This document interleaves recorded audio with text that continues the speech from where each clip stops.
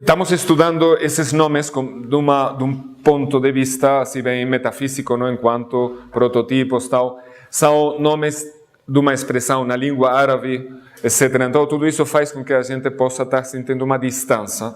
Ah, sim, isso é uma questão do sufismo, uma questão do Islã, é uma questão árabe. Né?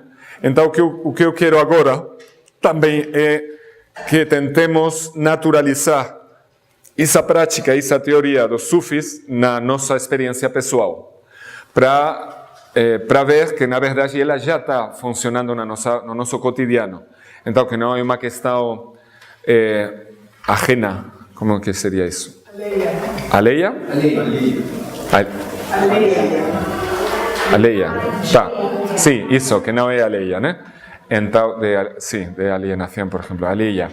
Então, mais que uma coisa com a qual a gente já está familiarizada. Então, para isso temos aqui, agora eu vou falar mais dessa situação. Mas, antes de eu falar, para eu não esquecer, a prática é o seguinte. Cada um de vocês que queira, pode ter o livro que tem lá, que é fácil, porque é rápido, né? Eles já escanearam, então é rápido ter uma cópia. Então, aí tem a explicação de cada um desses nomes. Tem dois pequenos tratados, tem um que é mais curtinho, para facilitar também uma certa dinâmica mais rápida, se vocês quiserem.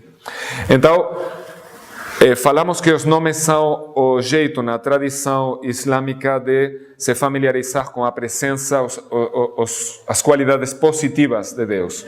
Deus, entanto, que Ele é cognoscível, que Ele é próximo, que Ele guarda uma afinidade com a forma original teomorfa do homem. Né? Então, a função do homem no cosmos é restaurar o seu teomorfismo original. Então, como é que ele vai fazer isso? Um dos aspectos é se familiarizar com aquela diversidade de atributos para ter uma ressonância interior que faça com que a pessoa se conheça a si mesma nessa forma, né? Então, sempre guardando também o olhar que está olhando pela transcendência e para a supraformal, vamos também olhar esse outro olho, não é o olho da visão imaginal, é o olho da visão transcendente, que na verdade não é mais visão, mas temos também aquela perspectiva supraformal, além do imaginal, a experiência mais essencial, mais sublime, superior, é aquela experiência das luzes que já não se manifestam no domínio imaginal, mas que são manifestação da ordem supraformal. Tá. Mas, então, aqui o que vamos trabalhar principalmente é como é que esses nomes se fazem presentes na nossa necessidade, na nossa experiência do mundo de nós mesmos, etc.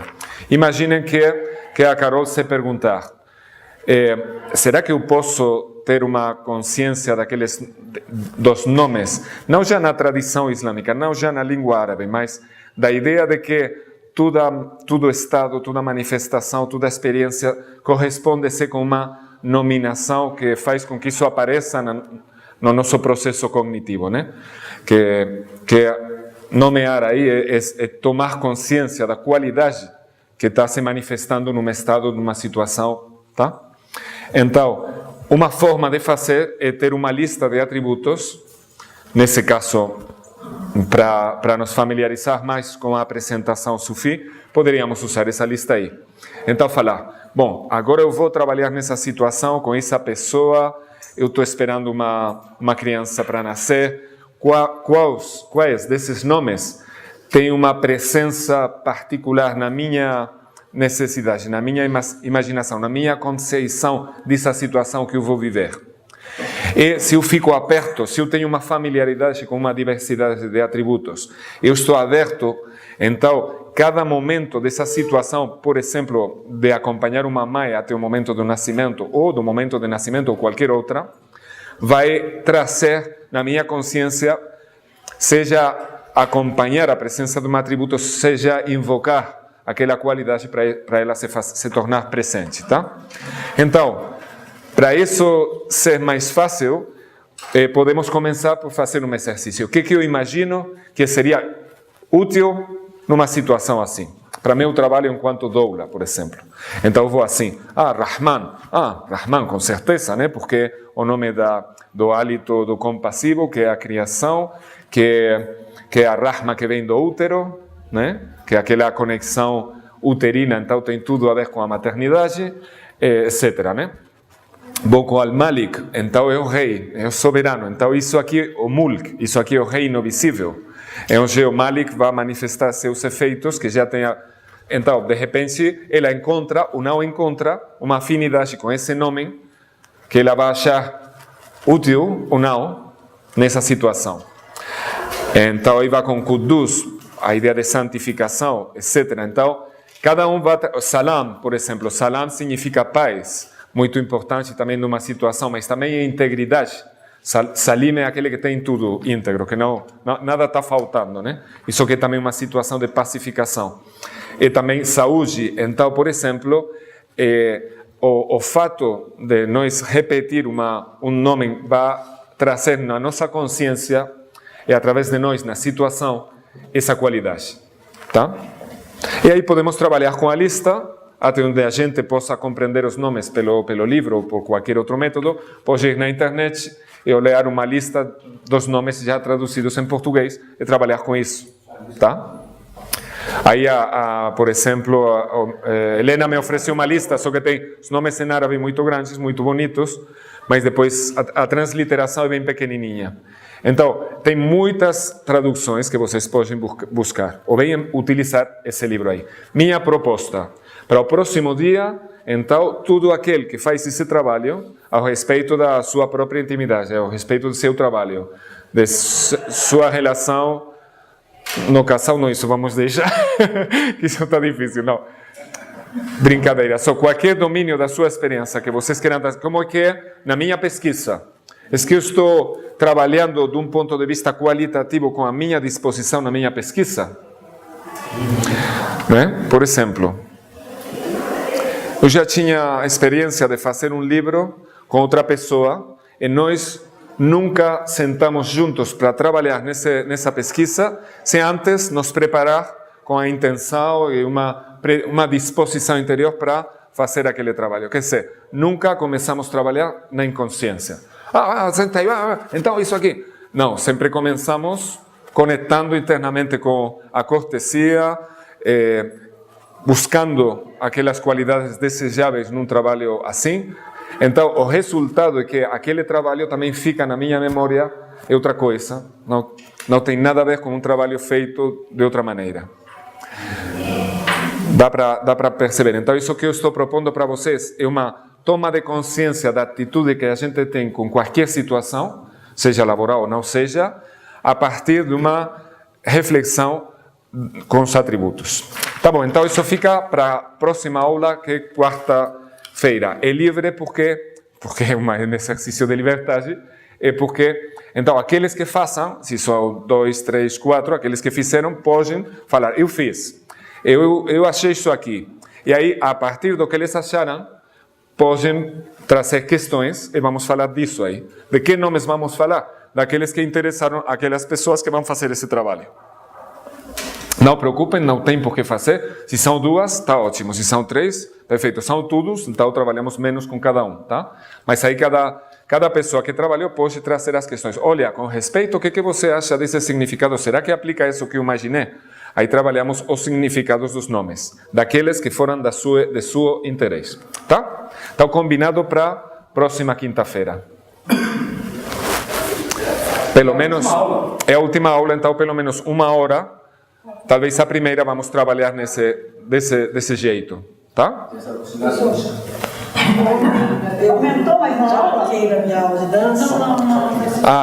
Olha só, aqui já alguém aplicou na aula de dança, sim. Ontem eu já apliquei na aula de dança, que eu dou com um grupo de profissional da UFRJ, a técnica de meditação que você explicou aqui sobre a respiração. A gente trabalha com sons. E aí o efeito na aula foi outro. Quando eu falei, olha, inclusive, ontem eu aprendi com o professor que isso é uma técnica de meditação súfica, é o sopro, vocês têm que pensar. Aí fazemos exercícios assim.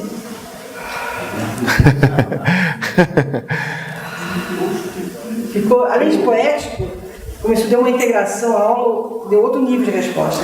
Bom, isso é muito interessante porque, olha só, uma característica da técnica fundamental do sufismo, que é o dhikr, que é essa rememoração, é a atenção para os hálitos. Tá? Então, a coisa mais básica, mais importante, mais central para o desenvolvimento da consciência do ponto de vista da prática sufi é a atenção na respiração. Então, essa atenção pode adoptar muitas formas, mas uma referência simbólica que é muito importante é que tem uma ligação com aquela ideia de que a criação é permanentemente renovada, é a ideia de que cada suspiro tem um sabor, tem um cheiro, né? Tem um perfume, vamos falar, uma fragrância, né? Se a pessoa estiver verdadeiramente consciente e ligada ao gosto da presença do Espírito, cada expiração vai trazer um sabor novo.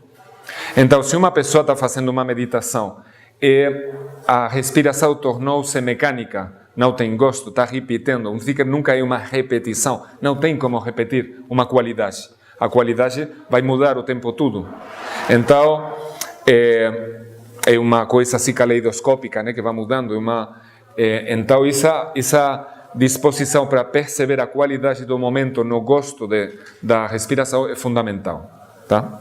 Isso pode ser feito de muita maneira e cada tarika sufi vai apresentar diversas modalidades de falando abertamente, respirando mais forte ou não, com hiperventilação ou não, deixando que a respiração fique tão tranquilamente devagar, até ela quase até ser muito sutil, muito tal. Por exemplo, dá muita importância aos espaços entre a inspiração e a expiração.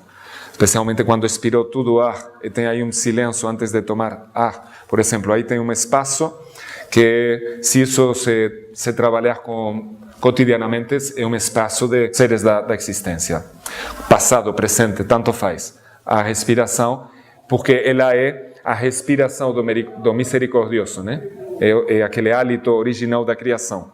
Então, na verdade, a experiência do ar está muito ligada ao conhecimento do Espírito.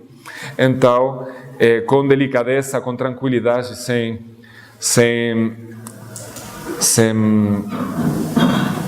ir demais, por exemplo, são perigosos exercícios de hiperventilação e tal, sem controle, coisas assim são perigosos, né? Então, mas com gentileza, acho que toda a experiência da respiração está na base do que os sufis aconselham enquanto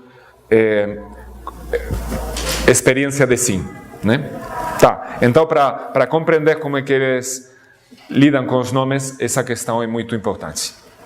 Agora bem, eu queria trazer a ideia dos nomes para uma proximidade, para eles não ficarem uma ideia exótica, uma referência cultural, intelectual. Então vamos ver se além dos véus doutrinais e intelectuais, os nomes se tornam uma experiência próxima, simples para nós.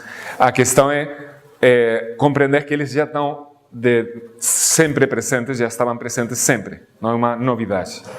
É só talvez um novo olhar cultural e tal sobre a mesma questão. Porque, primeiro, das questões fundamentais que eu chamei outro dia de segredo, mas na verdade é uma obviedade. Como quase tudo segredo são obviedades, só que para a razão discursiva são questões quase inaceitáveis, né?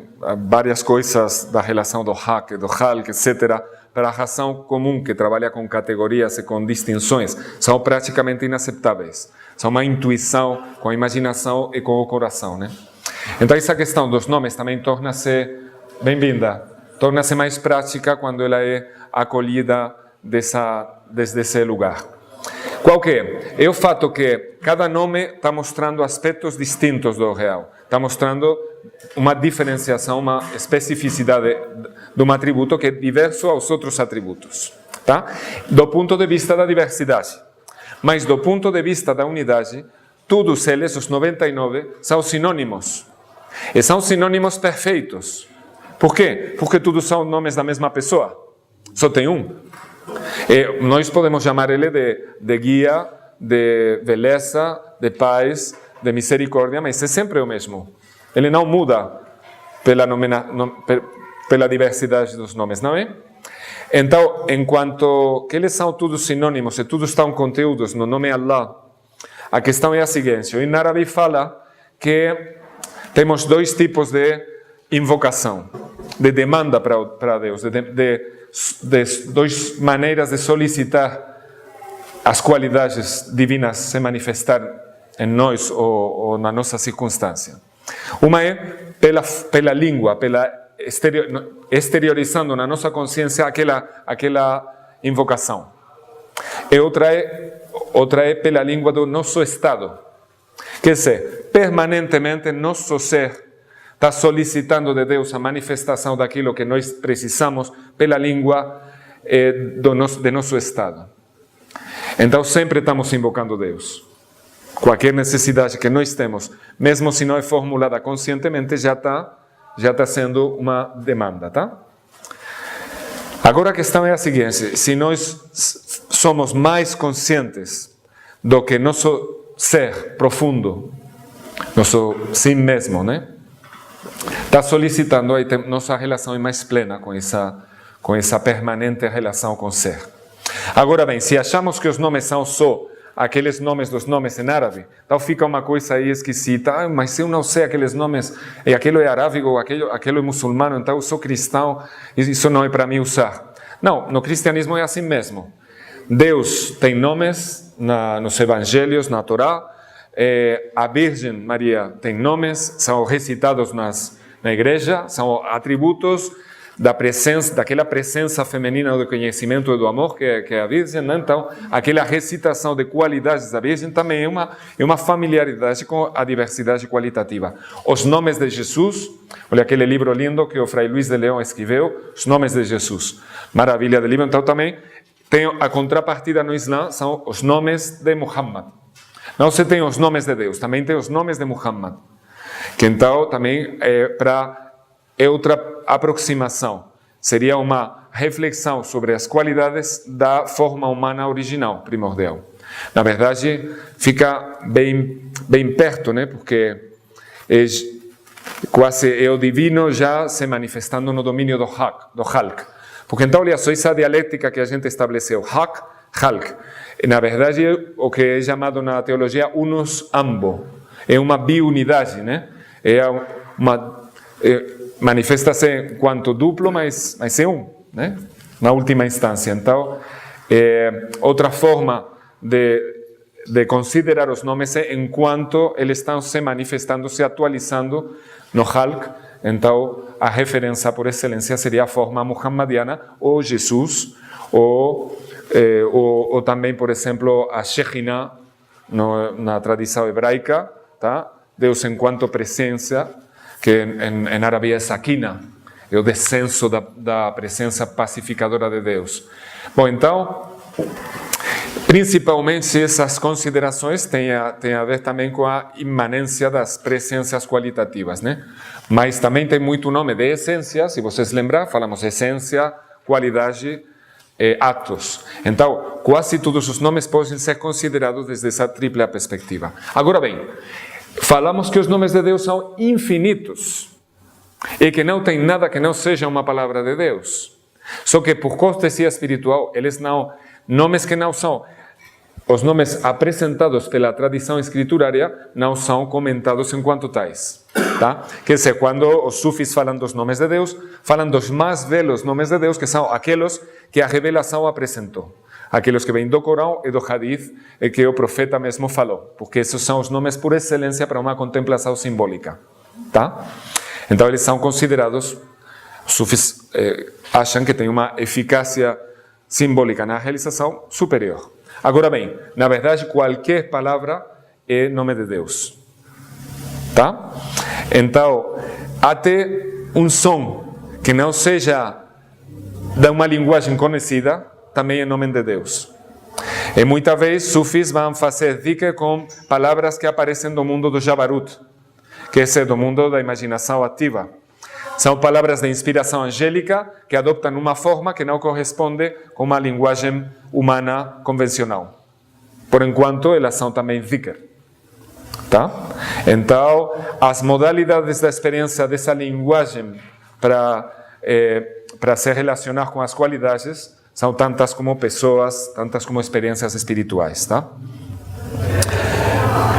Então, o que quero falar com isso? Que as pessoas não têm por que fazer esse exercício só com nome árabe, mas podem pensar simplesmente, bom, isso aqui significa compaixão, isso para mim tem mais sentido. Então eu vou, nessa situação, compaixão é um atributo que eu quero trazer, então eu falo compaixão, tá?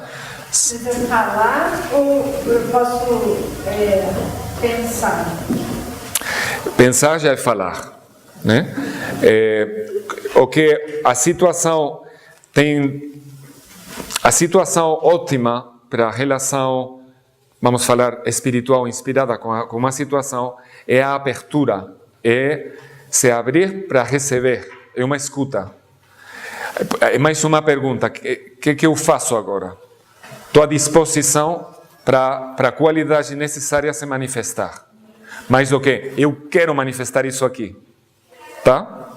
Então, se familiarizar com as possibilidades para elas, para ficar mais aberto, é mais prático do que ter uma imposição do que tem que ser, que é mais rígido, não é? Então, pensar já tem uma relação com análise maior do que escutar. Então, a situação, por exemplo, imagina que está um menino a nascer, aí você já está em transe porque aquilo é uma situação importante, né? Tá mexido, tá bem aberto com aquilo. Então, é mais uma questão de escutar o que está acontecendo na situação e no ser. Então, acompanhar é mais interior do que preparar. Então hoje eu vou fazer isso aqui. Como que você sabe que isso vai ser a necessidade do momento? Não sabe, né? Então é aquele conhecimento de quem não conhece. Porque se você já sabe, já está ocupado, o copo já está cheio. Você chega com o copo cheio e oferece aquele vinho. Mas talvez não é o momento de beber vinho. Talvez é o momento de abacaxi, né? Então, copo vazio para as qualidades, os sucos e as qualidades ser servidos nesse copo, né? Então, o importante aqui, o que vamos trabalhar, depois lendo vários textos diretos do Ibn Arabi, que tenho traduzidos em português, é precisamente o fato que as técnicas fundamentais no sufismo são todas aquelas que vão levar para a receptividade. Uma receptividade liberada dos apegos, né? Enquanto a gente está muito apegada, apenas tem receptividade, porque tem uma fixação, tem uma obsessão com aquele caldo que já está servido, que já está com aquele vinagre, mas aquilo parece tudo que a gente tem, então a gente prefere vinagre mesmo a perder aquilo que já está na mão. Então, todas as técnicas são mais técnicas de liberação da atenção para permitir uma concentração naquele centro que é o copo vazio, e que então vai permitir a inspiração acontecer, as luzes se manifestar, nosso ser falar em plenitude, com uma escuta verdadeira. E com isso eu evito uma possível emoção ativa. Porque se eu agir com emoção, pode não ser o que a situação esteja me pedindo. Sim, em princípio a emocionalidade está por baixo da emoção espiritual, que seria um movimento de amor já inspirado de outro jeito. Então, as emoções do eu condicionado, envolvidas com aspectos inferiores da nossa experiência, não são desejáveis para o desenvolvimento, porque elas ficam no nível da fixação, da obsessão, da identificação com a possessividade, etc. Né? Enquanto elas são emoções, não são escuta. Estou cheio da minha própria emoção apegada, não posso receber aquela inspiração que vai fazer com que a minha emoção seja inspirada, seja a presença da qualidade que o momento requer com cortesia espiritual, né? Então, a emoção, por exemplo, a verdadeira emoção, não verdadeira, tem graus. Toda emoção vai ser verdadeira, só que de onde que ela vem? Até que ponto ela é desejável para no caminho que conduz à unidade, né? Essa é a questão. Então, por exemplo, Ibn Arabi ele fala que ele está completamente tomado pelo amor. mas que, graças a Deus, ele fala, por graça de Deus, eu tenho meu amor desbordante acompanhado por a qualidade de uma sobriedade que me permite não mostrar o atributo do amor, por exemplo. Então ele não mostra, mas ele sente-se no interno dele completamente desbordado de amor. Agora, não, essa não é sua função, então o amor nele fica quase oculto, enquanto emoção, tá? Que isso é interessante, mas ele fala imagens muito bonitas assim de como o mundo não poderia suportar esse sentimento que ele tem, né? Então, só para falar que então toda a atividade do Sufi vai acompanhada da emoção, do sentimento profundo interior, mas se recriar no sentimento e na emoção em si não é útil, porque ela acompanha, ela faz parte, mas não é a expressão do conhecimento que vai receber da experiência, nem que vai trazer para a situação, né? Agora bem, só ler a poesia deles está sempre... você está arrepiando constantemente, porque é uma expressão muito forte de grandes emoções, né? Bom, mas para voltar então com a naturalidade dos nomes, é que então cada pode ver como é que já está usando os nomes. Nas diversas terapias, tem várias, por exemplo, na terapia cognitiva, por exemplo, as pessoas escrevem o que elas estão se repetindo o dia inteiro, né? Aí tem uma pessoa com depressão que chega e fala para o terapeuta, eu estou deprimido, sinto-me tão inútil, tal. Aí, quando ele começa a escrever o que ele fala, nos diversos momentos do dia, aí vai no ônibus, e está falando, nossa, na verdade eu sou uma merda, eu sou um idiota, eu estou indo aqui para a universidade, mas eu sou incapaz.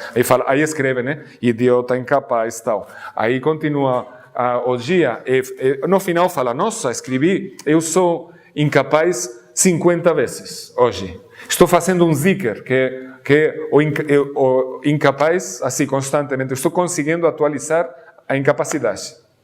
Quer dizer, quantas vezes no lugar da rememoração positiva das qualidades divinas, estamos olhando para a sombra, para a ausência, para a carência, para o não ser. Então, aí estamos mais nessa dissolução, que na verdade está nos indicando a necessidade do eu se dissolver, se aniquilar, para o si mesmo aparecer enquanto verdadeira realidade da nossa experiência. Agora bem, essa dissolução sem orientação causa muito sofrimento, etc., né? Então, uma positivação dos atributos pela presença faz com que nossa dispersão se torne concentração e orientação. A mente está viajando como um macaco, assim de rama em rama na árvore, né? E está na árvore da vida, mas está movendo o tempo todo tão rápido, sem gostar daqueles hálitos que a gente falou, que então a água está mexida, e não dá para ver nada, só está aquele barulho, é um barulho no mental, uma frequência, e aí o macaco, aí não fica experiência nenhuma, não tem repouso, não tem contemplação. Agora bem, se vai numa frequência mais tranquila pela respiração, pela prática de certas coisas, vai lá, então nessa paz a água fica quietinha e aí você pode contemplar no fundo, transparece o sentido das coisas, né? E as luzes manifestam-se, elas estão sempre aí, não é que elas aparecem da nada, elas já estão aí, só que o nosso receptor tem que deixar elas se manifestar. E para isso, as práticas são quase todas contrariar as tendências naturais de dispersão. É assim, bem simples. Tem 2 linhas práticas fundamentais. Uma, a prática da moderação, da harmonia, da serenidade, o respeito às necessidades naturais e todas, etc. Então, a harmonização. Isso é uma prática com moderação, tudo isso. Isso é uma prática absolutamente imprescindível, né, da vida. Agora bem, depois tem a outra prática, que é a prática que nós vamos trabalhar hoje com um texto direto do Ibn Arabi, porque estou falando muito, então vocês estão recebendo através de um intérprete, e seria bom ter uma experiência direta de um texto. Como alguém perguntou pelas técnicas, quem que foi? Foi você?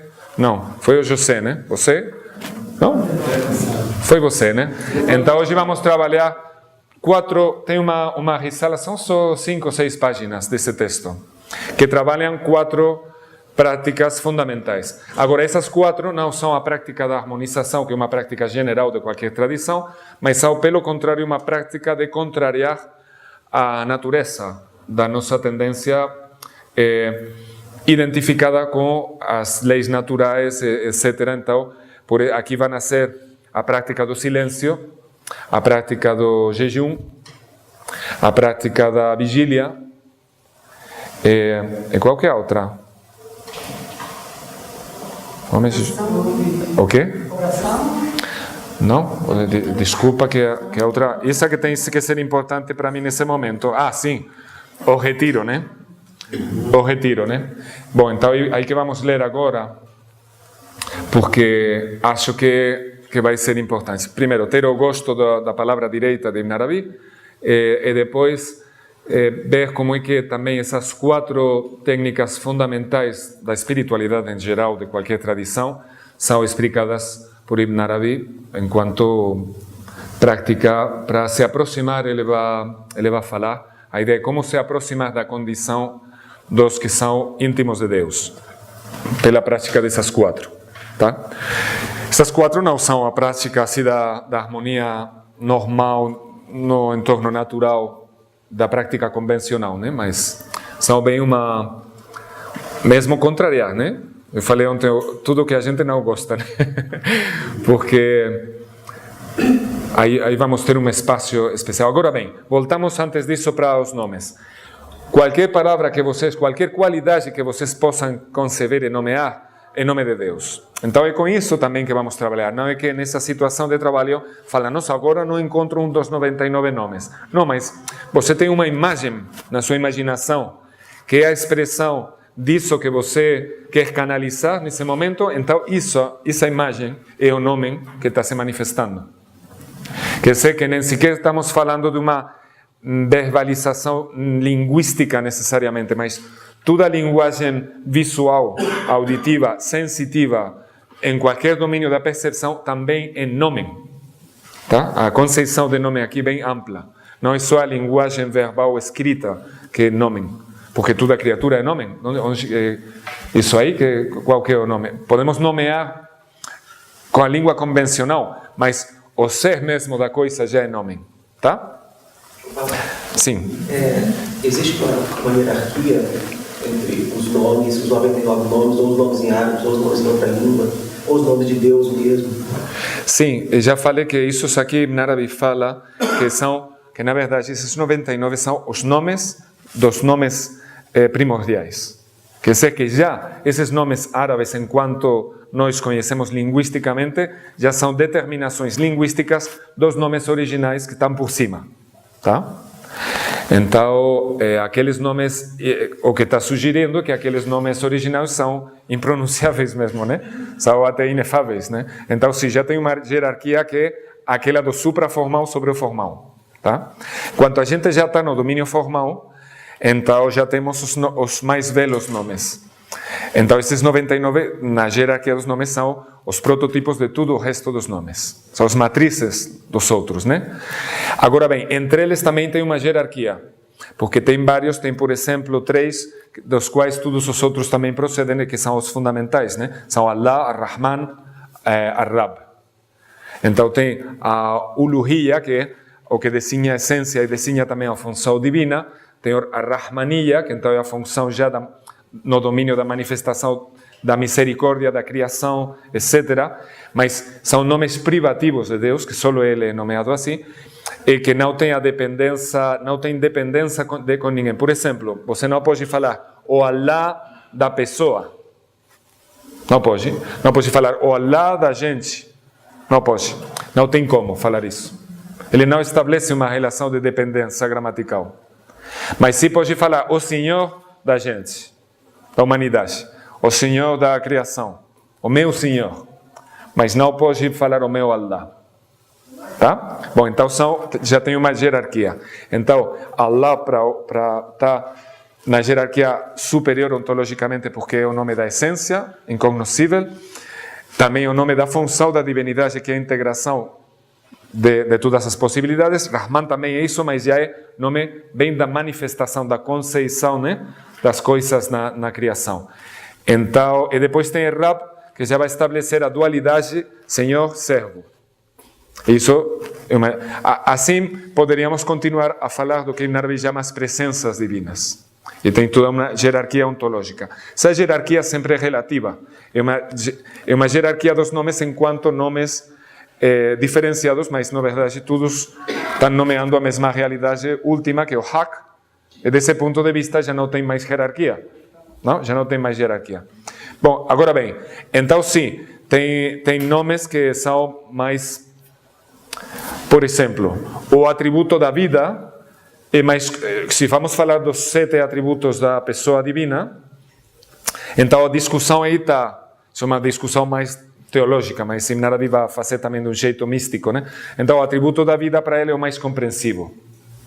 Seria o círculo mais compreensivo.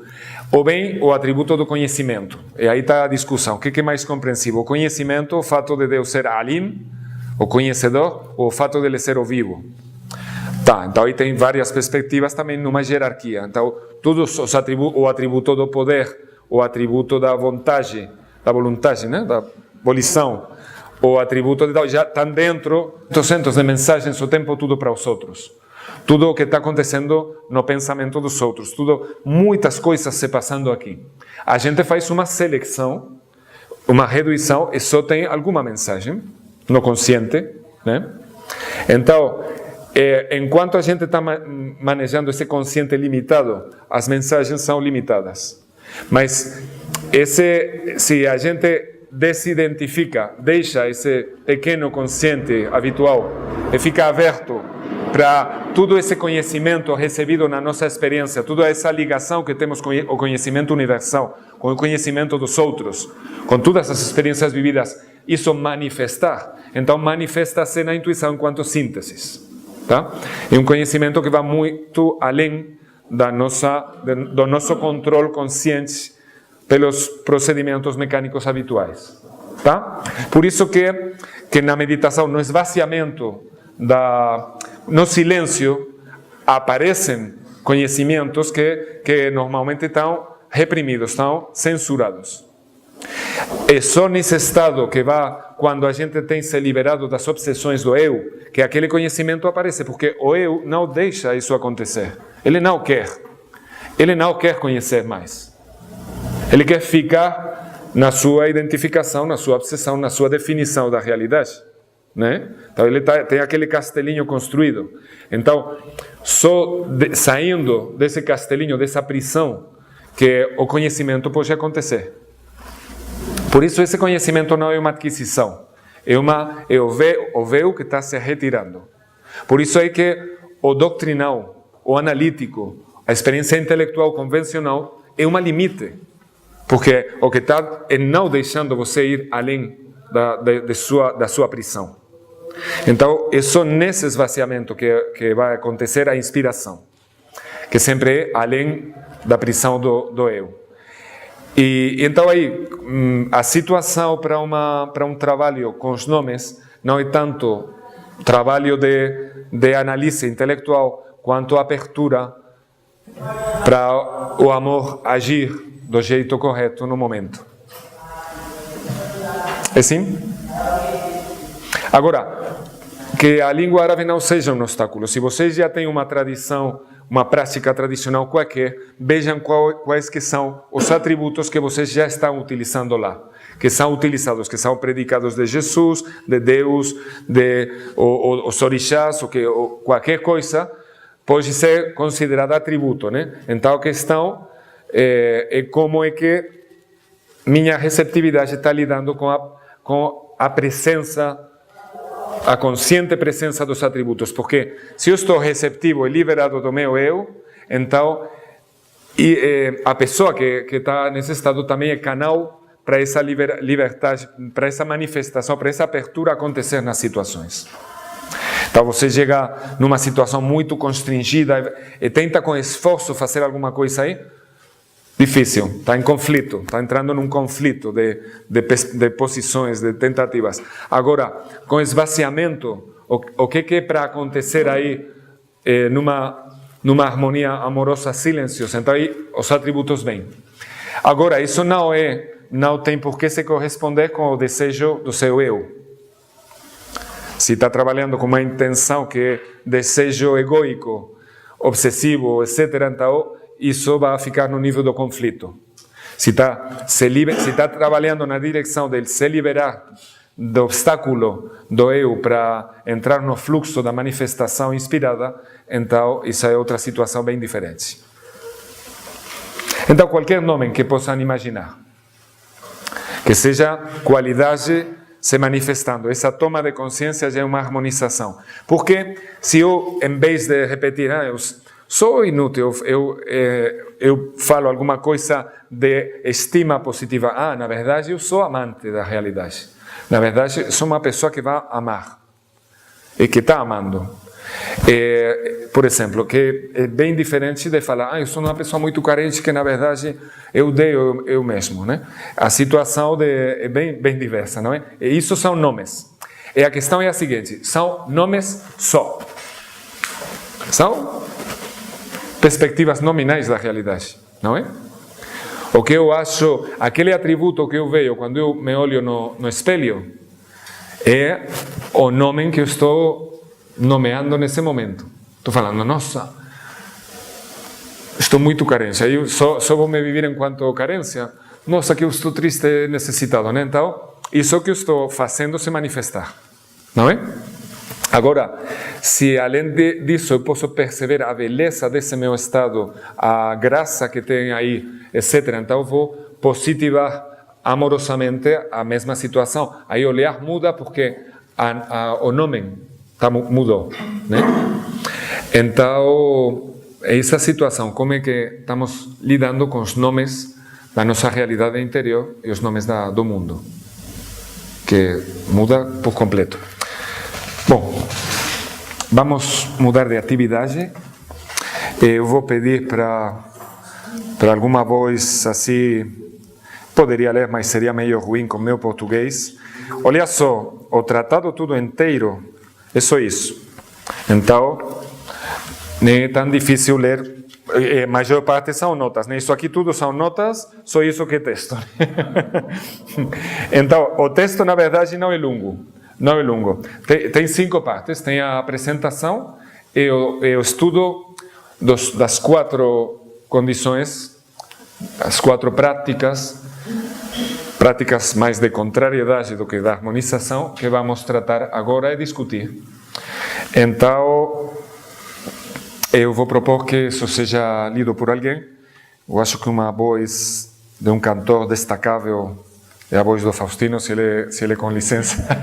Você começaria a ler a apresentação. Na apresentação não vamos nos deter muito. Você, com licença, pode? Porque eu acho que você já está familiarizado com essa linguagem. Então, depois, se outras pessoas têm disposição de ler, tudo bem. A graça de Deus para conosco é imensa. Deus abençoe o mestre mais nobre, aquele que recebeu as palavras sintéticas, Jaume Al-Khalili, da instância suprema, e lhe dê a paz. Continuar? Sim. Até toda essa introdução. Ao assunto.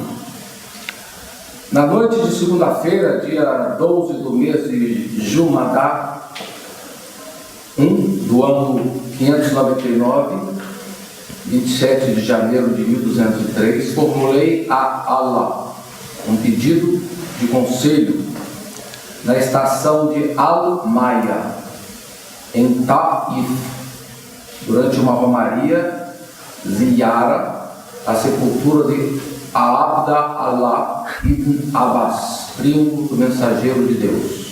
Ele está na Arábia fazendo uma romeria no contexto das estações. Deus tenha misericórdia dele. É uma petição de Al-Habashi, seu companheiro que foi um liberto. Tá. E um abissínio. Abd Allah Muhammad ibn Khalid al-Sadafi al-Tilinsani. Deus os assista a ambos.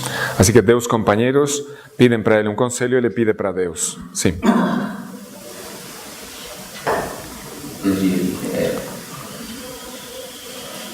Para que nesses dias de romaria lhes redigisse algo que lhes pudesse ser proveitoso para a via do outro mundo. Pedi conselho a Deus a esse respeito e redigi-lhes este livrinho que intitulei O Adorno dos Abdal e as gnoses e estados espirituais que dele se manifestam, que será para eles e para os demais um amparo na via da felicidade e uma introdução sintética às diversas modalidades da vontade espiritual irada ao existenciador do universo, Cal. Sim, é melhor se não ler o árabe, só português. Rogamos a assistência e o amparo. A autoridade é fruto da sabedoria e o conhecimento é fruto da gnose mística. Quem não possui sabedoria não possui autoridade e quem não possui gnose não possui conhecimento. Assim, aquele que possui autoridade e a conhece está solidamente estabelecido para Allah, e o sábio gnóstico está detido. Por conseguinte, aqueles que possuem autoridade e conhecem são Baiyun, e os sábios gnósticos são Baiyun. Tá, isso ninguém compreendeu, tanto faz, continua. Enquanto o asceta busca o abandono deste mundo e o confiado a Deus confia o seu assunto ao seu Senhor, enquanto o aspirante busca a audição espiritual e o êxtase, e o devoto busca os atos de devoção e o esforço espiritual, enquanto o sábio gnóstico busca a energia espiritual e a resolução, aqueles que possuem autoridade e conhecem permanecem ocultos no invisível. Sim, pode ler uma vez mais, porque aqui ele está introduzindo várias tipologias espirituais que cada um busca segundo a condição dele, a predisposição dele, se ele é devoto, se ele é tal, porque aí vocês podem também se reconhecer enquanto pessoas que têm uma ligação com alguns desses aspectos, particularmente na outra, né? Está falando aí de uma hierarquia também de modalidades da realização espiritual. Pode falar. Enquanto o asceta confia o seu assunto ao seu Senhor, enquanto o aspirante busca a audição espiritual e o êxtase, e o devoto busca os atos de devoção e o esforço espiritual, enquanto o sábio gnóstico busca a energia espiritual e a resolução, aqueles que possuem autoridade e conhecem permanecem ocultos no interior, incógnitos ao gnóstico, ao aspirante e ao devoto, e imperceptíveis ao confiado e ao asceta. Tá, então aqueles que têm verdadeira autoridade espiritual permanecem ocultos para os outros espirituais também. O asceta renuncia ao mundo pela compensação. O confiado confia-se para atingir o objetivo. O aspirante procura o êxtase para se libertar da ansiedade. O devoto esforça-se na esperança da proximidade. O gnóstico sábio busca com a sua aspiração a união. Porém, o real só se epifaniza a quem oblitera o próprio traço e perde a própria designação. Pois a gnose mística, Ma'arifa, gosto tanto dela, é um véu que cobre o seu objeto, e a sabedoria é uma porta onde se estaca, e todas as restantes descrições são meros meios, como as letras. E todas essas coisas não passam de debilidades que cegam os olhares e extinguem as luzes. Olha só que isso aqui é muito intenso, né? Porque ele tem todas essas nomeações, tudo das letras de tudo. Vai falar enquanto ciências, mas todas elas em comparação com o conhecimento direto, que consiste em borrar o próprio traço do eu, aparecem como deficiência, Eilal. São chamadas causas, Eilal também, ou deficiência, né? Então, interessante isso aí. Então, está contando a disposição de cada um daqueles momentos espirituais ou daquelas categorias dos espirituais, mas todas elas têm que finalmente desaparecer naquele esvaziamento final em que consiste a verdadeira gnosis. Desculpa. Mas é interessante, os que não fizeram curso de mística comigo, e se não fosse o meu Senhor, eu não conheceria o meu Senhor. Esse é o conhecimento direto. Sim, então o verdadeiro conhecimento dele só pode acontecer por ele mesmo. Aquilo que a gente não compreendeu faz referência a isso também, só que de um jeito muito árabe, né? Então, é assim porque só Deus pode se conhecer a si mesmo. Então, só pela aniquilação do eu, pode esse conhecimento de si acontecer. Isso é um paradoxo daquela marifa, daquele conhecimento. Todas as outras modalidades prévias de conhecimento são só mediações nesse caminho para chegar lá. Então, tem um estatuto de conhecimento relativo a respeito a esse conhecimento. Aí, o Ibn Arabi fala aqueles versos. إذا تجلى حبيبي بأي عين أراه بعينه لا بعيني فما يراه سواه. Que você conhece já, né? Reconhece. Que quando se mostra meu amigo, meu amado, com que olho eu vejo ele? Com o olho dele, não o meu, porque só ele se vê a si mesmo. Tá? Então essa ain aí significa olho, mas também entidade. Com que entidade ele se conhece? Com a sua própria, não com a minha entidade. Então já isso faz parte do mistério dessa gnose superior, né, que ele está falando. Um texto seu, no livro No Limiar do Mistério, se não existisse um mundo gerado, a entidade manifestar-se-ia. Se não houvessem os nomes, o nomeado surgiria. Se não houvesse o amor, a união perduraria. Se não fossem as partilhas, os graus seriam conquistados. Se não houvesse a ipseidade, manifestar-se-ia a egoidade. Se não houvesse ele, haveria eu. Se não houvesse tu, mostrar-se-ia a marca da ignorância.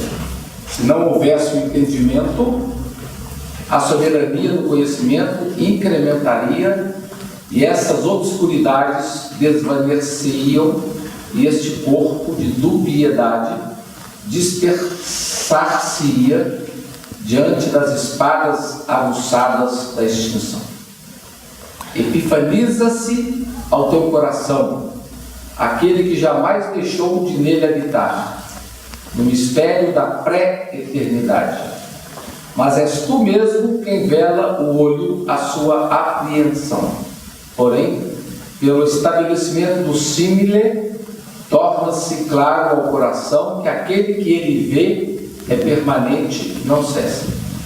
E sobreveio uma alocução encerrando toda a palavra, e a sua sublimidade foi manifestada pelos traços do substrato material. Aí tinha duas partes, a primeira era muito elusiva, então não dava para compreender numa leitura assim rápida, porque aí tem que entrar muito na terminologia dele. A segunda, quando falou epifaniza-se, tornou-se mais claro, mais explicativo, mais compreensível, mas tudo bem, aí poderíamos ficar falando disso, não é o sujeito da agora. Podemos continuar? Tivemos em Marchena de los Olivos, na terra de Al-Andalus, um companheiro de entre os íntegros que ensinava o Corão. Era um jurisconsulto ilustre, tendo na memória o Corão e o Hadith, homem de escrúpulo e mérito, estava sempre ao serviço dos afiliados. Chamava-se Abd al-Marid ibn Salma.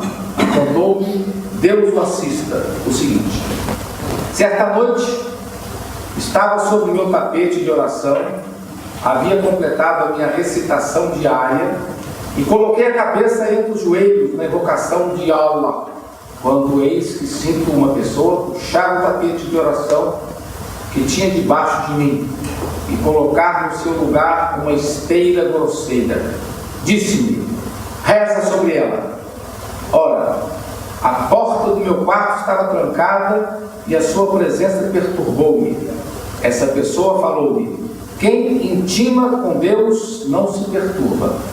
E logo acrescentou: teme a Deus em qualquer estado. Nesse momento tive uma inspiração. Perguntei: Senhor, por que meios os Abdal se tornam Abdal? Os amigos de Deus, vamos falar. E ele respondeu: pelos 4 que Abu Talib al-Makki mencionou no Qut: o silêncio, o retiro, a fome e a vigília. Em seguida, deixou-me sem que eu soubesse como entrou e como saiu. Porém, a porta do meu quarto continuava trancada e a esteira que ele me havia dado mantinha-se sobre mim. Esse homem era um dos Abdal, de nome Muad ibn Asras. Esses 4 meios por ele mencionados são os pilares desta via sublime e os seus fundamentos. Quem não se apoiar e estiver fortemente estabelecido neles, erra fora da via de Deus. O nosso objetivo nesse livrinho é, pois, tratar destes 4 pontos e das gnoses estados espirituais que eles outorgam. Que Deus nos faça ambos ser daqueles que os realizam e praticam com diligência. De certo, Ele tem poder para isso. Olha só também que beleza que ele está falando também da sua própria inspiração e de repente ele vai mencionar um dos seus companheiros que é um dos allegados a Deus, dos íntimos de Deus, chamados aqui Abdal, os substitutos, uma categoria da santidade. Então a pergunta que esse outro espiritual faz para aquele que se apresenta no quarto dele de repente, que obviamente é uma pessoa que é capaz de atravessar os espaços físicos, é uma história imaginal, né? Tem uma visita súbita, ele não está tão perturbado porque consegue até aproveitar a situação para perguntar: então, uma instrução para mim. E aí outro deixa essa instrução e está citando alguém da tradição sufi, que é al-Makki, que já escreveu uma obra, O Alimento dos Corações. Então, ele fala daqueles 4 pilares. Então, tem aquela conexão primeiro com uma comunidade de pessoas nessa mesma dimensão da experiência, nesse contato direto com aqueles que se ocultam nesse nível de santidade. Tem aquela referência à experiência imaginal. Ele está dando esse crédito a esse companheiro dele e está utilizando um ensinamento externo para ele aconselhar seus discípulos. Bem que ele seja na jerarquia espiritual superior a eles dois, tá? Mas isso faz parte daquela vivacidade, daquela vida dessa comunidade espiritual. E ele está trabalhando também com um texto antigo que já falou desses 4 pilares. Bom, ele tem centos de textos e cada texto tem uma perspectiva. Então esses 4 pilares não são comentados assim o tempo todo, não é uma... tem poucos textos onde esses 4, onde se fala assim conjuntamente dessas 4 coisas. Achei que, como a questão das técnicas apareceu, seria um texto interessante.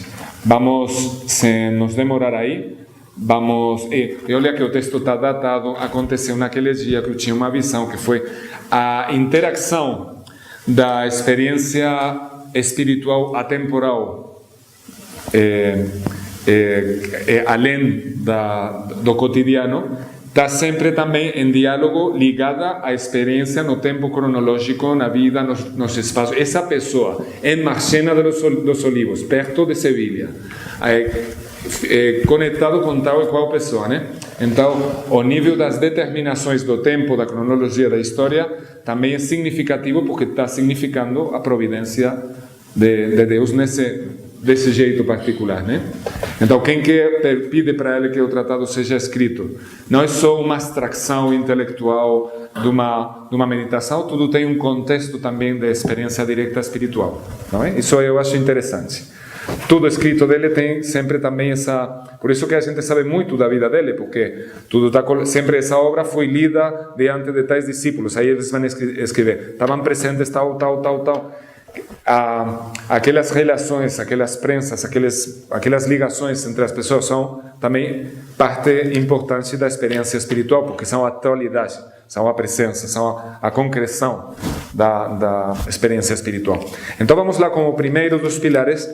Isso aqui é complexo demais para comentar entre nós, mas primeiro vai ser o silêncio, não é? Então aí vamos ficar todos calados, né? O homem no cosmos é que o homem é a pupila de Deus no cosmos. Então, na verdade, é Deus que se conhece a si mesmo no lugar de manifestação que é o homem, que também é o olho dele mesmo, né? Por isso que só ele pode se auto-revelar e autoconhecer no final. Não só isso, mas se formos falar do amor, que a gente vai desenvolver na próxima aula, mas então vamos nos encontrar com essa questão que na verdade é Deus que se ama a si mesmo. Por isso que Ibn Arabi vai falar que o começo do amor é o amor a si mesmo. Por isso que a autoestima é bem importante, né? Porque se uma pessoa não começa por se amar a si mesmo, não pode amar. Não tem como amar se não tem amor por si mesmo. Porque a origem do amor divino é que ele amou se manifestar para ser conhecido no lugar de manifestação que é a sua criação, que é homem, né? Então, para o homem, amar ele e conhecer ele é um processo assim de amor e cognição na reciprocidade. Então, o amor do ser humano também começa pelo amor a si mesmo. Só que então, isso não tem nada a ver com o egoísmo, que seria quase o contrário desse amor a si mesmo. O egoísmo é a expressão de uma ignorância do amor a si mesmo. Então, toda a andadura espiritual é uma andadura, e todo o amor que a gente vai sentir por Deus, na verdade, é um amor, vamos falar, de interessado. Estamos amando Deus na medida em que estamos nos amando a nós mesmos. É nessa reciprocidade. Então, esse é um certo, até poderíamos falar de egoísmo espiritual positivo, né? Mas que é bem o reverso do egoísmo ignorante, que seria a pretensão de autonomia a respeito do amor dele, né? Então, vou resumir para vocês já ter presentes esse atributo do amor, aí podemos desenvolver mais na última aula. A ideia é a seguinte, é que, na verdade, que a gente saiba ou não, sempre está amando Deus, apaixonadamente, mas só são conscientes desse amor e deleitam-se nele plenamente aqueles que realizam a gnosis, autoconhecimento, né? Por enquanto a gente acha que está amando os lugares de manifestação do amor. Então vai mudando, agora amo isso, agora amo esse objeto, agora amo aquele outro objeto, e aí acha que o que está amando são os objetos onde o atributo do amor manifesta-se, mas na verdade é sempre ele que está sendo objeto de amor. Bem, isso é uma perspectiva. Então a gente pode amar ele em muitos objetos aparentes, mas é sempre o haq que está se manifestando aí. Mesmo no outro? Com certeza, no outro, sim. Em si mesmo ou no outro, sempre si mesmo que a gente está amando também, porque só é, de um certo ponto de vista, enquanto a gente fica no limite do eu, sempre, ou do si mesmo que ainda não foi aniquilado, o que a gente sempre está conhecendo, amando, é si mesmo. Tá? Isso ultrapassando o véu da disso que já, o véu do próprio ser, que é o véu de Deus, quando o conhecimento de Deus de si mesmo acontece, isso é completamente misterioso para a razão, não pode nem compreender isso. A razão acha que isso é loucura. Como que Deus vai se conhecer si mesmo em você, mas você foi aniquilado? Mas então, onde que está a sua entidade para conhecer esse conhecimento de Deus de si mesmo? Isso faz parte da gnosis mística, o jeito como eles passam para nós essa experiência, mas é uma experiência misteriosa, né? Sim. O que vai te amar por você mesmo é Deus, porque os outros, né? Sim, porque não, são perspectivas da realidade, não? Enquanto você está amando no Hulk, tem uma dimensão de Hulk, então você está amando si mesmo nos outros, tá? Enquanto a consciência ultrapassa de um jeito misterioso o nível do Hulk, então ela manifesta-se enquanto Hak, então esse amor já é o próprio amor de Deus a si mesmo. Agora bem, isso pode se expressar bidirecionalmente. É Deus que ama o ser humano, que ama a criação, por isso a cria, por isso manifesta-se nela. É a criação que ama ele. Então tem aquele unis ambo. O Hak está com desejo do Halk, e o Halk está com desejo do Hak. Tá? Então isso é bidirecional. E assim tem esse movimento da criação e do retorno, da manifestação na multiplicidade do retorno para a unidade. Mas então, no final, essa ideia de que, em última instância, se só tem ele, no grau mais unitário possível, então ele que se ama a si mesmo no lugar da sua manifestação, que é o ser humano. É um certo solipsismo, eu chamo até de narcisismo divino espiritual, né? Narcisismo no melhor sentido, é que quando o Narciso contempla-se nas águas, ele ama-se porque ama seu ser essencial, ama sua forma divina, né? Então esse amor não é, se é interpretado do ponto de vista do egoísmo obscuro, dispersivo, ignorante, então é um complexo, né? Mas se é interpretado enquanto realização do próprio ser no espelho da origem, né? Então é a realização do amor interior, né? Então há um narcisismo positivo, né? Eu sempre dentro da filosofia, eu estudei filosofia, eu olhava o narcisismo por esse lado negativo, né? É jubiloso isso. Né? É olhar para mito de Narciso de um ponto de vista jubiloso, né? João da Cruz fez isso. A amada olha na fonte e não se vê, viu, amado? Bem amado, exato. Que está escondido, degurrado. Né? Esse movimento, como é que é? Você lembra? As águas plateadas. Ela olha na fonte e não se vê. Mas ela vê o que está no fundo do seu ser, que é o amado. Os ojos deseados. E o cardenal também fala isso. No fundo de mim mesmo, não sou eu. Então, esse verso do poema dele, eu acho que é uma síntese do pensamento do Ibn Arabi extraordinária, é uma maravilha. Aí é que a Lúcia López Varal fala que ele tinha que ter conhecimento do termo árabe, onde óleo, entidade e fonte são a mesma palavra. Porque esse poema parece e fonte. Mas tinha outra palavra. entidade, tá? A essência do amado ou a minha essência? É fonte e óleo, ou fuente cristalina. Se nessas tus semblantes plateados formases de repente los ojos deseados que llevo en mis entrañas dibujados. Então, o cristalina fuente. Então, Ain. Si en esos tus semblantes plateados formases de repente, ¿o qué? Bom, los ojos deseados que tengo en mis entrañas dibujados, uma coisa assim, né? Não lembro bem. Mas então, fonte, óleo, entidade do amado de mim, é bem esse mesmo jogo de palavras espiritual, né? De inversões, de relações ambivalentes do unus ambo. É assim mesmo, né? Então, é um, mas também é dois. Mas interessante que ela não faz referência no livro que ela trabalha isso, ainda explicitamente não, a Ruth Lopes não. Depende de que livro. Naquele que ela está falando da aprendizagem do árabe por Juan da Cruz em Salamanca, ela faz, sim. Ela faz mesmo. Bom, mas vamos com silêncio. Pode ler, faz favor. O silêncio é de dois tipos. O silêncio simultâneo da língua fala sem ser por Deus e com outro que não Deus. Então, silêncio da língua, sim. E silêncio definitivo do coração a todo pensamento que surge na alma, referente a qualquer ser gerado. Quem silencia a língua e não silencia o coração, alivia o seu fardo. Quem silencia a língua e o coração, purifica o seu segredo íntimo e epifaniza-se-lhe o seu Senhor. Quem silencia o coração e não silencia a língua, exprime-se com palavras de sabedoria.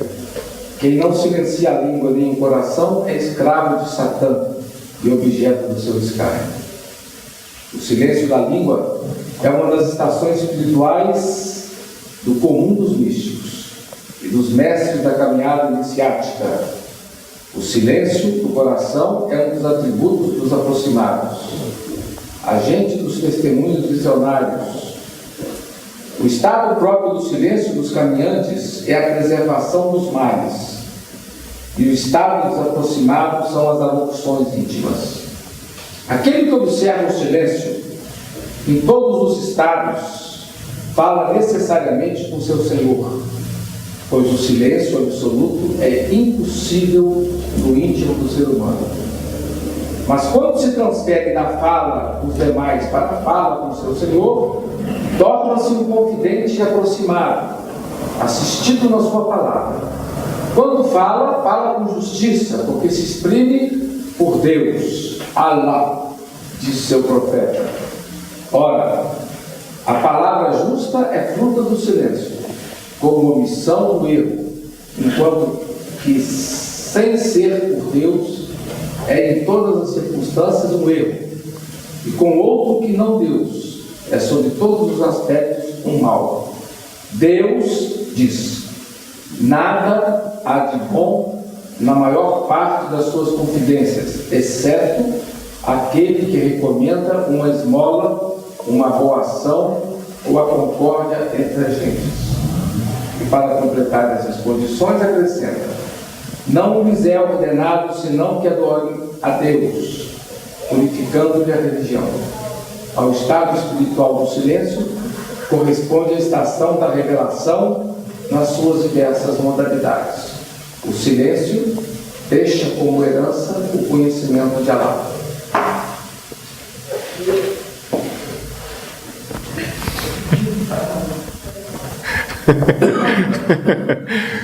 Quem fala agora, né? Olha só que resumo tão interessante da ideia de silêncio. Ele coloca aí também que o silêncio absoluto não existe, porque o silêncio na verdade não existe. Não, quando fala absoluto aí, na verdade quer dizer que silêncio não tem. É relativo.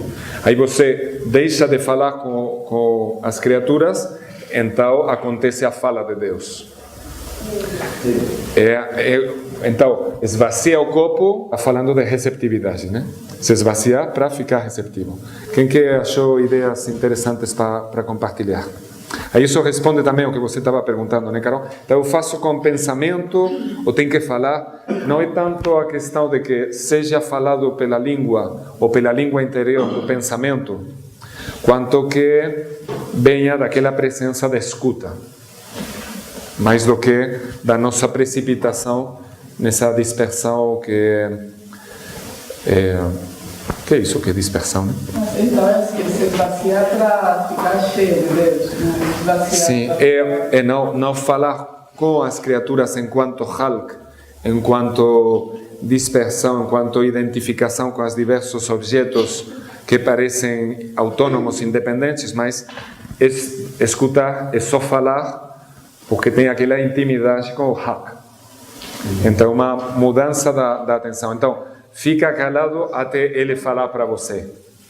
Então, aí o que fala? Primeiro silêncio comum para os que andam nesse caminho, o silêncio general dos místicos, que é o silêncio da língua. Então, a primeira prática que começa sendo exterior, fica calado, né? Então, isso vai ter uma conexão com retiro, uma conexão com vigília, uma conexão com fome, até porque, na verdade, a gente gosta de falar, né? Esquece, falar aqui é também se manifestar. Aí, para aí, estou na ação, mas em que ação você está? Está na ação, você está seguindo a ação inspirada enquanto servo do real? Ou você está na sua própria ação projetiva, está identificado com seu eu, que é autônomo, que ele tem a pretensão de ser Deus, né? Nesse caso, esse silêncio tem a ver também com o silêncio em relação ao mundo sensitivo, ou seja, os desejos. Mas também... Certo. Eu acho que aqui o silêncio aplica-se quase a todos os domínios da experiência. O que vocês acham? Agora bem, ele está falando de palavra, né? Primeiro sim, depois fala. Primeiro sim, só que de um certo ponto de vista tudo é palavra, né? Me veio aqui aquela passagem do Raimundo Lúlio, no livro do Amigo e do Amado, né?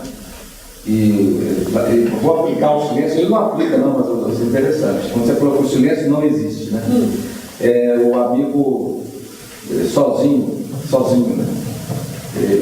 Chega alguém e diz, o que você está fazendo aí sozinho? Aí ele responde, sozinho fiquei.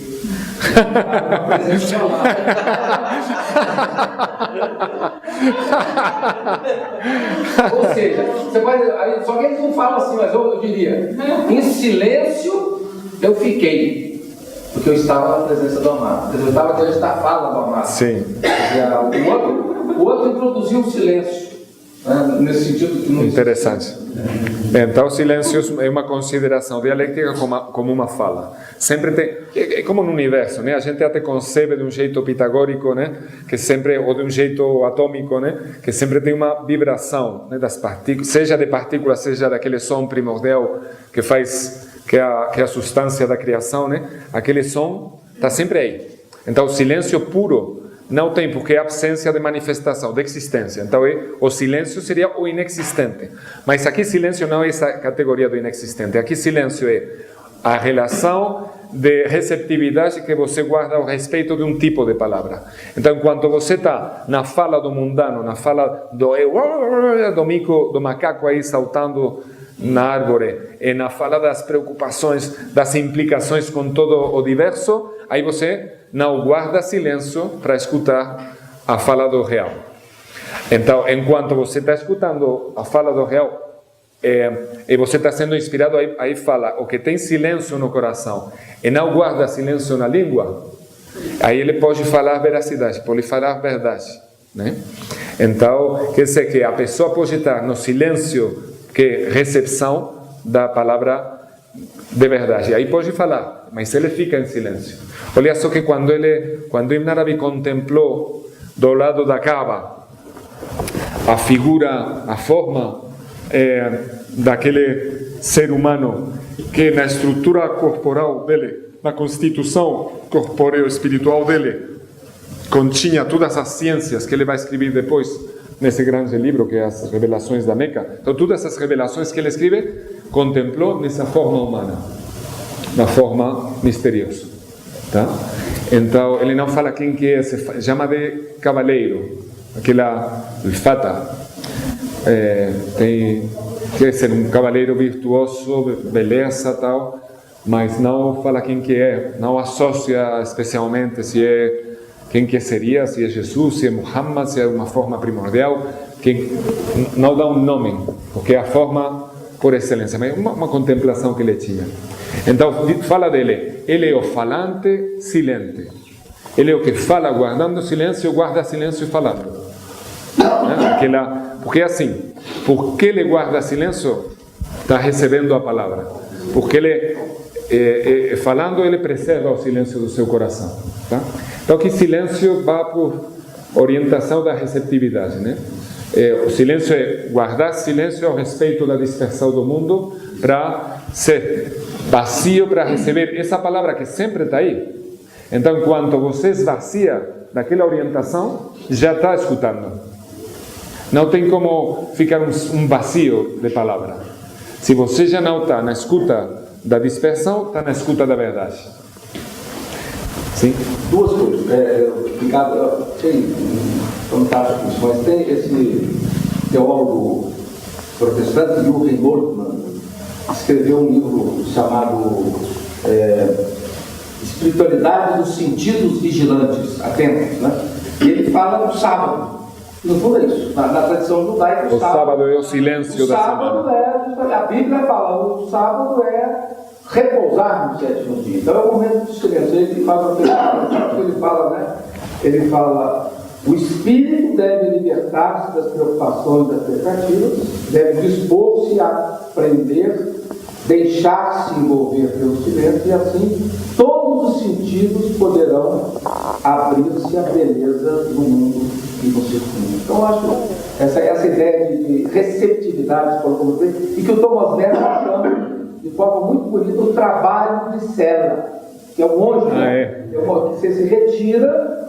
Quer dizer, no fundo, o trabalho de cela é para você não deixar que nenhum som do mundo se disperse. Quer dizer, essa é a Por isso que eu falei que eu acho que os 4 pilares desse trabalho estão interconectados, porque agora que vamos no retiro, agora que vamos na cela, do silêncio vamos para a cela, que não tem por que ser uma cela física, né? É simplesmente uma atitude de retiro. E, por exemplo, nas bandas, tipo de tarika sufi, eles falam, depois da respiração, do tal, falam do retiro em companhia. Então, uma prática que eles fazem é a prática e a aprendizagem de ficar em retiro interior, mesmo que estejam em companhia de outros. Então, porque do profeta se fala, ele era profeta que caminhava nos mercados. Quer dizer, mesmo que esteja na transação comercial, você fica retirado internamente, né? Então tem a cela física, que vai ser o lugar da experiência do retiro, ser aprendida, acontecer, para ser levada também na comunicação com os outros. Então, mas vamos ver se que o Inarabi fala desse jeito nesse texto aqui. Ele já fala também disso. Vamos ver como... Agora é interessante que a palavra receptividade é uma palavra das mais importantes e técnicas de João da Cruz. João da Cruz. Certo. Olha, eu acho que a afinidade da poesia de João da Cruz com o Inarabi é impressionante.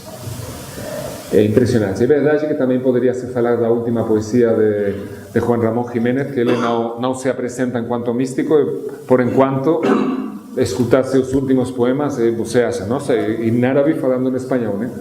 Interessante, né? Até que ponto a poesia, em árabe mesmo fala que a poesia tem essa capacidade de se tornar lugar de expressão do mistério, assim, da experiência do supraformal também, né? Então, mas a Ana Maria Schimmel já falou, porque Juan de la Cruz é um mistério na poesia mística europeia, porque todos tentam comparar com alguém, uma poesia renana com isso aqui, e não encontram, as imagens dele não aparecem aí, por isso que assim Palacios falam, porque isso tem que ter uma conexão com a inspiração sufi de Al-Ándalus, os Shadilias, isso tal. Ele conseguiu mostrar a afinidade, mas não conseguiu mostrar a documentação de mediação que Juan de la Cruz teria lido ou recebido para ser herdeiro daquelas conceições. Então fica aí um tema aberto e misterioso, né? Mas o que Anne-Marie Schimmel falou, olha, Juan de la Cruz é um mistério para a literatura ocidental, mas para nós que lemos literatura oriental sufi, Juan da Cruz é totalmente natural. Você lê, claro, é assim mesmo. Juan de la Cruz é um mestre do mundo imaginal e ele vai pelo mundo imaginal para transpor para o mundo supraformal. Então, toda a ciência transcendendo, né? E toda a experiência transcendendo também.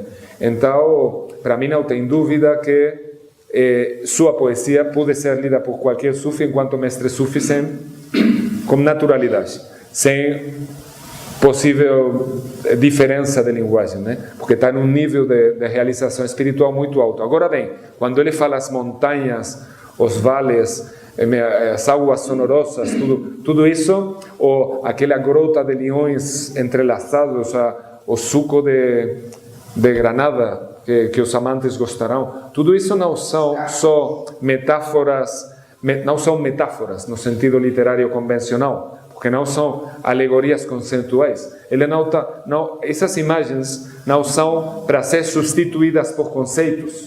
Essas imagens são imagens imaginais do encontro eficaz, real com o amado, que aparece no domínio da imaginação enquanto grota de leões, enquanto granadas, e todas aquelas imagens do final do poema que são quase incompreensíveis, porque já tem partes que em espanhol não faz sentido convencional, faz um sentido misterioso, porque já está nessa viagem de um encontro imaginal, né?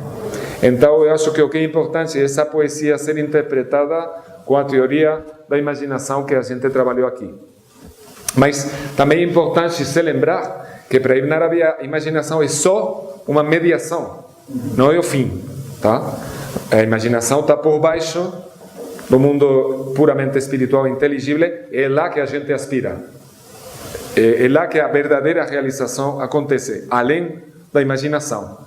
Só que para comunicar muitas categorias e muitas experiências do caminho espiritual, a dimensão do curso espiritual não está usando Essas categorias que estão aí, estão nas linguagens da revelação. Sem essas categorias, a revelação mesma é incompreensível. Tem muita pessoa que fala, eu sou crente, mas eles têm até timidez e vergonha do fato de ser crentes, porque eles não compreendem a crença. Por quê? Porque não compreendem a imaginação. Então acham, bom, eu tenho esse pensamento racional, eu tenho essa crença e não tem conexão. Porque a dimensão, as categorias da imaginação ficam no meio assim, sem articulação. Tá? Então, por isso eu acho que o trabalho com a imaginação e o mundo simbólico é bem importante do ponto de vista intelectual para fazer essa ligação também entre crença, experiência, intelectualização e para fazer frente aos discursos modernos que não aceitam os discursos do espírito, né? Então, mas sempre lembrar que para Ibn Arabi o essencial não é de jeito nenhum ligado à imaginação, é ou além da imaginação, tá? Isso é importante. Bom, então vamos lá. Aí viajou na Supra maionese. Bom, tudo bem. Parar, ir embora todo mundo para casa e voltar amanhã. O retiro. O retiro é um meio para se assegurar o silêncio da língua. Pois aquele que se retira das pessoas não encontra a quem dirigir a palavra, e isso leva-o ao silêncio da língua. E não tem hora de oposição dele. O retiro é de dois tipos: retiro dos aspirantes, que consiste no retiro físico da convivência com os demais, e retiro dos verificadores, que consiste no retiro dos corações do contato com seres velados, de modo que os seus corações não são substratos materiais de nada, exceto o conhecimento de Deus, que é o testemunho real deixado no coração como resultado da contemplação. Testemunho real deixado no coração como resultado da contemplação. Os praticantes do retiro têm três intenções: a intenção de se guardarem do mal proveniente das pessoas, é bem importante.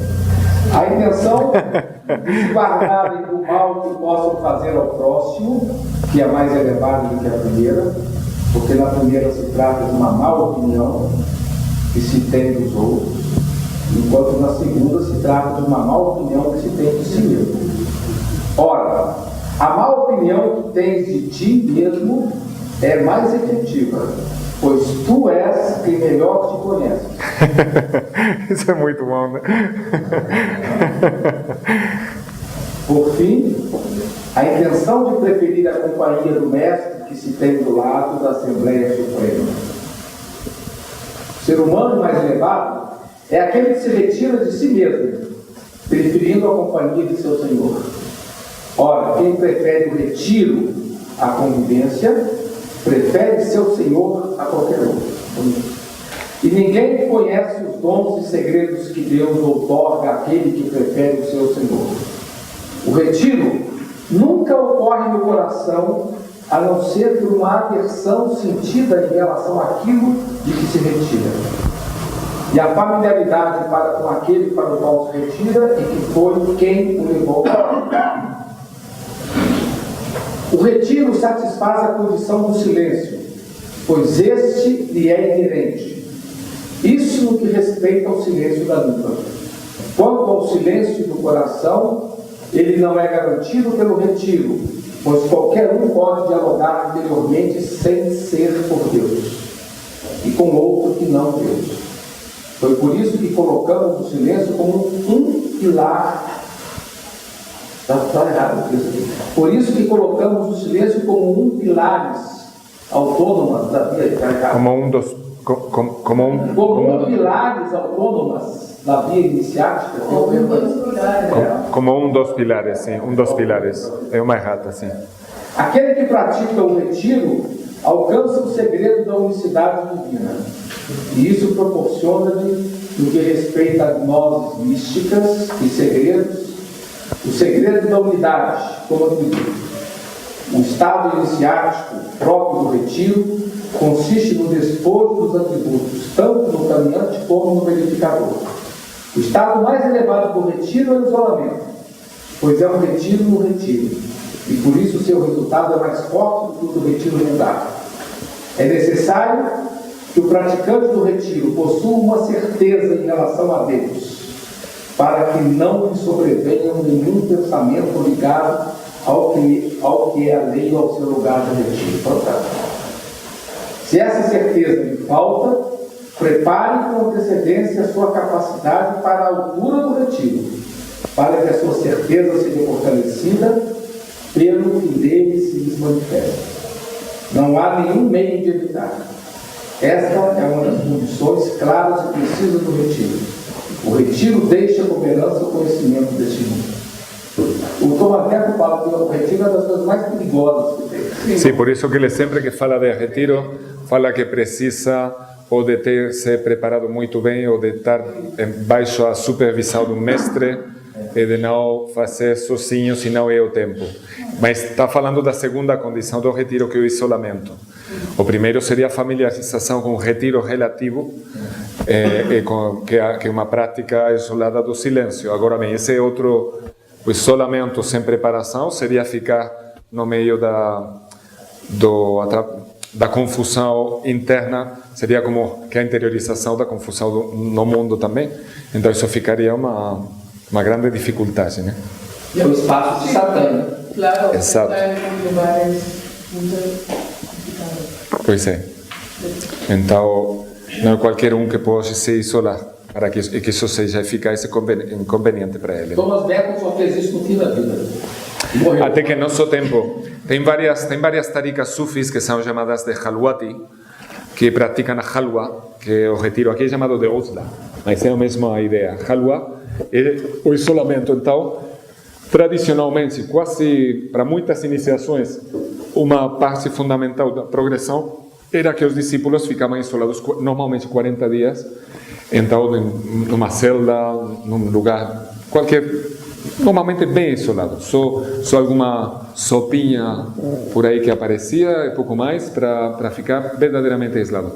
Então isso seria também uma prova de iniciação e uma técnica de desenvolvimento. Agora bem, já encontrei nas minhas viagens várias tarikas tradicionais baseadas nessa, que dá muita importância a essa prática, e que no nosso tempo quase não estão praticando isso, porque mestres acham que não está no tempo de isso se praticar muito, porque como se tivesse barulho demais no mundo, né? Ou como se que não seja tão indicado quanto já foi, por exemplo, né? É interessante, o que as pessoas não estejam tão preparadas para assumir essa radicalidade de retiro, né? E que isso seja, porque isso tem que ser positivo para o desenvolvimento, não tem que ser uma experiência negativa, né? E tem que ter uma disciplina, os tapistas cristãos, né? Eles são das ordens mais isolados que eles, só os cartuchos. Sim. Mas mesmo assim eles têm uma vida totalmente isolada, comem isoladamente, plantam isoladamente, trabalham isoladamente. Mas tem um momento de encontro. Tem momentos de encontro com ponto virgem, né, que é o ponto de referência que é Deus. Né? E o momento é obrigado. Mas cada semana eles podem sair em passeio 2 a 2 e viram crianças, parecem nenenzinhos. Da alegria de compartilhar. Para não ficar doido, né? Para não ficar maluco. Né? Você tem aquilo pensado estrategicamente, psicologicamente. Tem um mestre, qualquer dúvida que eles tenham, eles podem recorrer ao mestre para ajudar na confusão interior. E nunca mudou, é uma ordem que praticamente nunca teve mudança, desde São Bruno, quando nasceu, para educar os estudantes. Sim, então quanto à prática do silêncio da fala externa, sempre uma experiência interessante que não tem por que ter uma repercussão nenhuma negativa, sempre vai ser uma experiência, você vai chegar até seu limite, assim, onde você poder, sem ter um impacto, um questionamento radical demais. Agora, um isolamento sem preparação poderia se tornar uma experiência de inferno, né? Então, não é recomendável sem supervisão ou sem preparação. Por isso que aí Naravi sempre vai insistir nesse ponto, insiste nessa preparação. Sim. Mais questões? Tem só uma coisa interessante. No momento que de novo, São João da Cruz, no momento em que a amada começa devagar demais e quer voar antes da hora, é o momento que Deus entra no poema e fala: desça, Paloma, você não está preparada para tão alto voo. É muito interessante, quer dizer, você tem que ter momentos, né? Não é para qualquer um fazer alto voo, você tem um momento que você pode voar mais, ou voar menos, etc. Então, é um momento que Deus entra no poema, né? Baixa, Paloma, desce. É mesmo? Experiências de isolamento? Aquela vez que você ficou 100 dias numa grota, não? Sim. Nós fazemos um retiro, uma vez por ano. É 4, 5 dias. Por favor. Quando está se aproximando a data, a gente até pensa, mais uma vez, ficar lá. E nem todos os colegas têm essa boa vontade de ir, né? Nem todos têm. Mas, às vezes, até por cumprir uma ordem, eu sempre gostei, sinceramente. E bom, o que a gente percebe é o seguinte, que a gente chega lá, um e sai outro, isso não tem como mudar, sai melhor, né? Sai muito melhor. Então é uma experiência muito fantástica mesmo. Seja quem for o pregador, né, no retiro, ficar lá 3, 4, a gente vai chegar, quando chega, dá aquela sensação que a gente está trazendo coisa comum, a gente está pegado, está na rotina, no trabalho do dia a dia, e quando sai, a gente sai, parece que sai chamado renovado, novo, o quê? Então, realmente dá um resultado muito positivo, né, o retiro. E nós, no trabalho com a igreja, nós levamos grupos para fazer assim, um dia de silêncio, geralmente um dia. Então, na chegada, a gente percebe a reação das pessoas. Alguns, principalmente mais jovens, não é que eu vou parar. O lugar feio, que tédio. Eu ficar o dia todo aqui. Né? Quer dizer, então, volta uma reação. O silêncio gera um impacto para quem não está acostumado. Então, você falou muito. Que bom. Um dos grandes mestres do retiro foi também Juan de la Cruz. São Juan, se vocês um dia visitam Segovia, onde está o mosteiro, na margem dele, lá tem também uma cabaninha, um espaço pequeno onde ele meditava, né?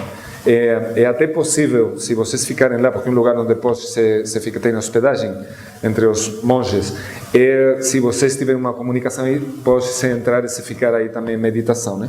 No lugar onde ele ia cada dia enquanto ele morava lá. Tem outros lugares também em Pastrana, onde ele ia meditar também numa grota. Tem vários, mas ele gostava muito desse retiro em meditação. Né? E você vai perto de Segovia, você pode visitar esse lugar. Se eu volto, né? Desculpa. Uma palavra de Jesus Cristo, que no Evangelho ele fala, quando você for orar, entra no seu quarto, fecha a porta, teu pai que está em segredo, ele vai te ouvir, vai te atender. Claro que ele está usando uma metáfora para dizer que você precisa romper muitas vezes aquela rotina no dia a dia, com as instituições talvez também. Né? Fecha, entra no seu quarto, fecha a porta, de certa forma é um rompimento, uma intimidade. Né? A intimidade com o pai, diz que para essa intimidade é exigir. Mas sem mostrar o outro. Oi? Fazer isso sem se mostrar. Aí que é a novidade. Né? Aí que é a novidade. Isso. É para se mostrar aos outros que você silencia.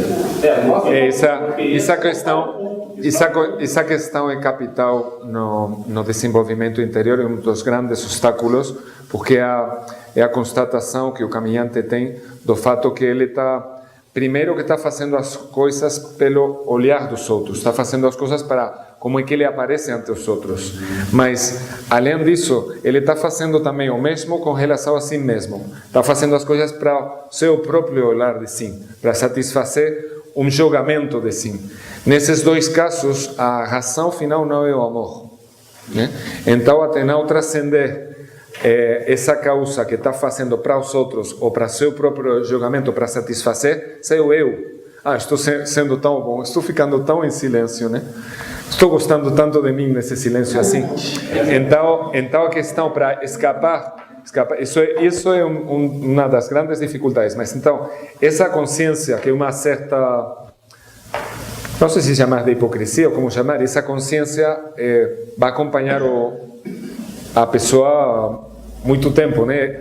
Uma transformação radical faz falta para sair desse círculo. Então, se a pessoa já é consciente que isso está acontecendo, mesmo se ela não pode sair daí, mas manter a consciência do fato, parte da minha atividade está acontecendo movida pelo fato que eu faço para me justificar na frente dos outros, ou na minha própria frente, que na verdade é o mesmo. É o mesmo, mas é um grau mais interior, né? Então, isso é uma separação da autenticidade. Então, na verdade, toda a experiência de preparação, até um certo ponto, é inautêntica. Então, porque aí ele fala, você só vai se retirar verdadeiramente daquilo pelo qual sente aversão. Até nós não sentir aversão por nossa própria vaidade, hipocrisia, falta de autenticidade, seja no mundo externo, seja no nosso mundo interno de macaco, então a gente não vai conseguir. Essa aversão se expressa de fato enquanto dor, enquanto saudade, enquanto tristeza, não, porque tudo isso está chamando a gente para realizar uma morada superior de autenticidade. É por isso que as questões como a tristeza não são para evitar, são para escutar. Tem uma tristeza que está chegando e você não fala, nossa, então eu tenho uma tristeza, então porque eu sou uma merda. Sim, de certo ponto de vista é por isso. Mas escuta, porque essa merda é o sustento daquela florzinha que vai nascer, mas se você não aceita que isso é uma merda que vai ser o sustento daquela semente nascer nessa solidão, nesse retiro, né? Nesse retiro essa semente vai ser aniquilada e vai surgir aquela flor. Então esse retiro da semente, que na Bíblia chama de kufr, que é o mesmo que a infidelidade. Olha só, a infidelidade que é o oposto da infidelidade, que é a verdadeira fidelidade, né? Então, que é aquela ocultação. Por isso que também aqueles espirituais são ocultos, porque eles já não se manifestam para os outros. Aquele grau supremo da realização do sufismo, o Malamati, ele aparece aos olhos dos outros como uma pessoa despreciável, sem importância, sem qualidades, não parece virtuosa. Até pode que faça coisas inaceitáveis, que os outros vão falar, essa pessoa, que desprezem aquele. E são os mais altos realizadores da experiência. Agora bem, não é que eles façam isso para se ocultar, porque se você está fazendo isso para se tornar um malamate, já está naquela vaidade. Eles já estão além da vaidade, eles já não fazem, só que eles não precisam de reconhecimento, não têm o menor interesse, porque transcenderam o nível da necessidade do eu ser reconhecido, né? Então, isso aqui é a questão também. Se a gente chegar a amar o verdadeiro si mesmo, o hak das coisas, tanto que a gente já não precisa do reconhecimento do halk. Olha só, isso parece longe. E por enquanto, eles sempre falam, esse caminho pode ser muito longo, ou se fazer num instante. Aí tinha vamos acabar com uma historinha do Nasruddin, que ele chegou num mestre sufi, né? Aí ele falou, ele estava aí à espera. Aí as pessoas falavam assim, esse caminho aí é longo demais, tem pessoas que já tal qual, mas aí estava à espera, mas também tinha ouvido falar do caminho, do sublime caminho imediato. Aí ele estava muito interessado naquilo, nossa, fazer o caminho direto, sem esforço, sem tanto tempo de serviço, aí esse caminho ele queria, né? Mas aí, enquanto ele estava esperando um bom tempo, aí ele via aí umas cinzas por aí, no cantinho, tinha umas cinzas e tal. Que é isso? Está meio sujo por aqui, né? Bom, mas então, quando ele foi recebido pelo mestre, aí o mestre perguntou, mas então, senhor Nasruddin, o que você gostaria? A longa caminhada ou o caminho rápido, imediato?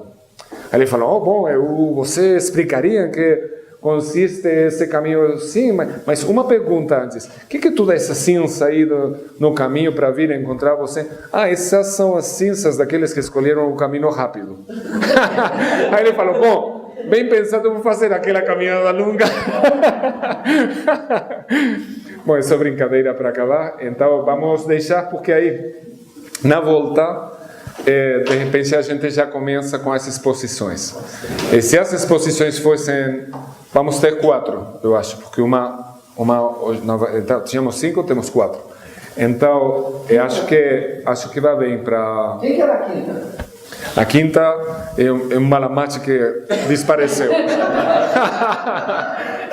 Está na manifestação. Ele se excusou, falando, hoje as pessoas não estão preparadas para a minha exposição. Então, mudou para outro dia.